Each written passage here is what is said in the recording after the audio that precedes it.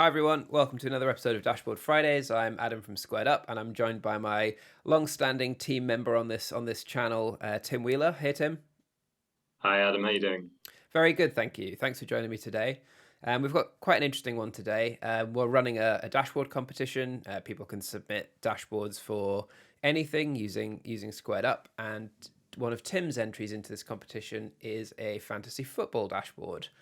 Tim, I'll bring the dashboard up. Why don't you tell us a little bit Sure. about sort of why you built it, how it works, walk us through it. Well, yeah. So I play fantasy football every year. Have done for about 15 years. And these days the site has loads of data, but not all the data is necessarily personalized for you or available on the same screen. So I built this dashboard, Very which nice. hopefully you can see. Yeah. Yep. Specifically for a league I play in where there are cash prizes for coming in the top three positions. The season's just finished, so sadly for me, I am way down here.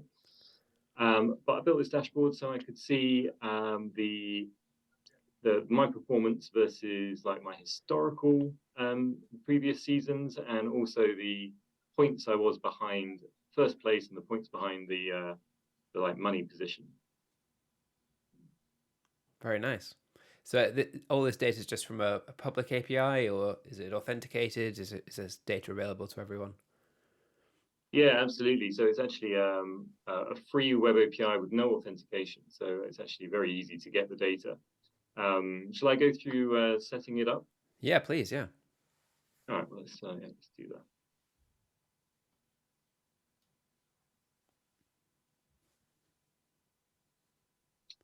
So yeah, let's find the web API plugin. We're using the SaaS version. We don't need an on-prem. Get the basic URL. And doesn't need authentication, like I said. So leave that as none. And then we're just going to test using this little test section that we're actually going to get some data back, which is always nice to see. Just for everyone's benefit, if they haven't used the Web API plugin yet, the bit you put at the top is the base URL, the generic part that would be necessary for any API call you want to make for this data. The test section below is then you sort of trying a specific endpoint, and being able to just get that, be able to see the response, make sure you've put the right bits and pieces in. Yeah, absolutely. And sometimes the base URL might return something, but in this case, I know that the base URL for the Fantasy Football League doesn't return anything, so I need that extra bit of text to bring back data. So we're getting data, so it's perfect. I've already got mine set up, so I won't add another one, but we would just add it. And then if I go back to my dashboard, we'll have a quick look at this league I've got in the top. Oh, that's not what we want to do.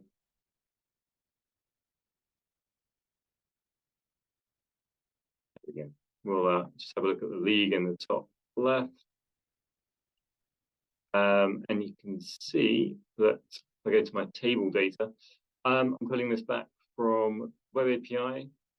I've set it up to look at a particular endpoint. So here we're looking at the league I care about. That's the ID and the standings. So I want the data from where everyone is. And I get this basic data at the bottom, right? So it's not the most readable, and weirdly the API, even for positions, gives you like decimal points. And I don't need to really do anything else with that on this screen. But what I do is I shape it using the SQL analytics tile. And in some of the other tiles, I've added multiple tables and then combine them here. But as you can see from this SQL, which I will just make a little bit more readable.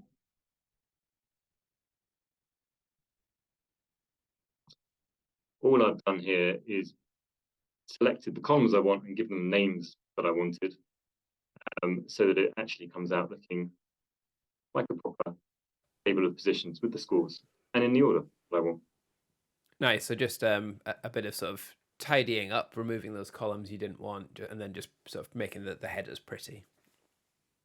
Yeah, exactly. And a couple of lines of text make it, a couple of lines of SQL make it far more readable, and obviously that table then looks a lot better. Yeah, nice. Should we have a look at one of the ones where I use multiple data sets? Yeah, absolutely. Right. So look at the difference between myself, which again, these are all Web API calls.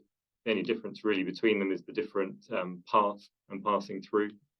So we've got two tables of data here, and then I'm combining that data so that by doing a join between the two tables, so I can then get the difference between the points that I'm on and the points that first place is on.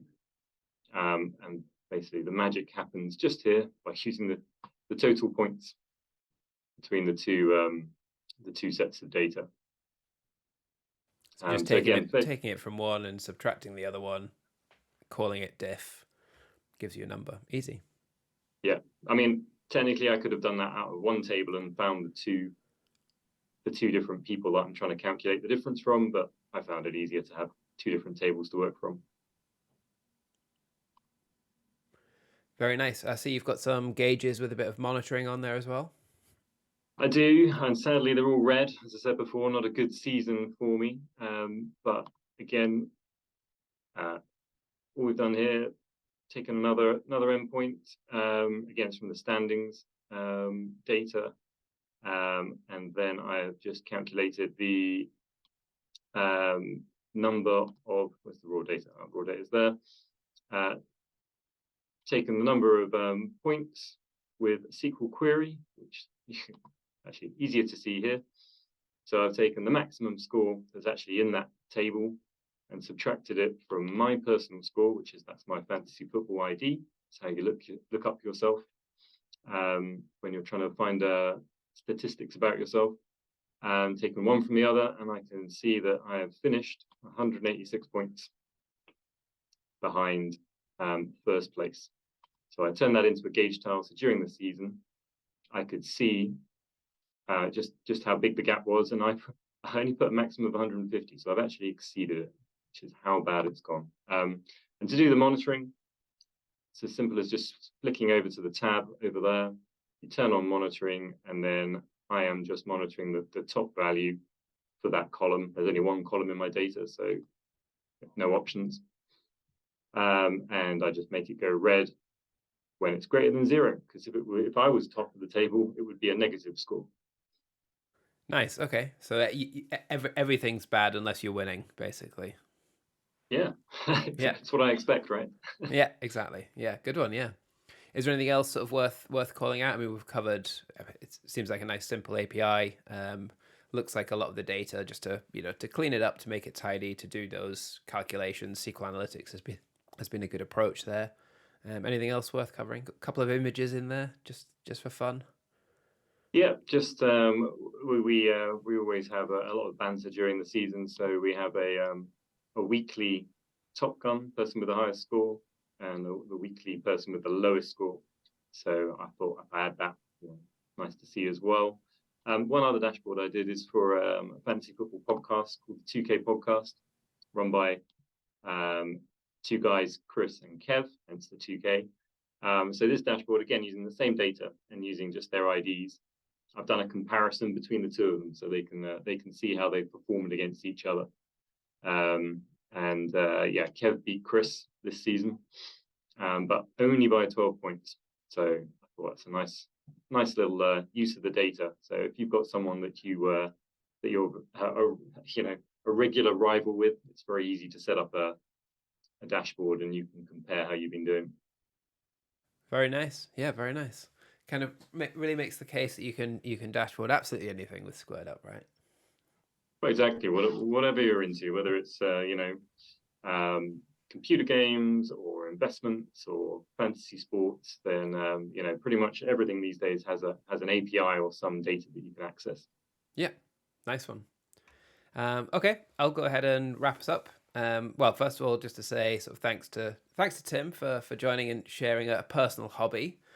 For anybody who wants to build a dashboard like this, but maybe wants a bit of support, you can head over to Community Answers, community.squaredup.com. It's our community of experts in monitoring, SQL queries, anything to do with infrastructure, obviously anything to do with SquaredUp. So you can check out Community Answers. Usually some interesting conversations going on. And if you want to see other dashboards like this, other great examples of using SquaredUp for hobbies or personal use at home, head to our dashboard gallery, squaredup.com/dashboard gallery. Yep, that's it for today. Thanks for watching. I'll see Tim again many times in this series, I'm sure. So yeah, thanks, Tim. Thanks, everyone. Cheers, Adam. Bye-bye.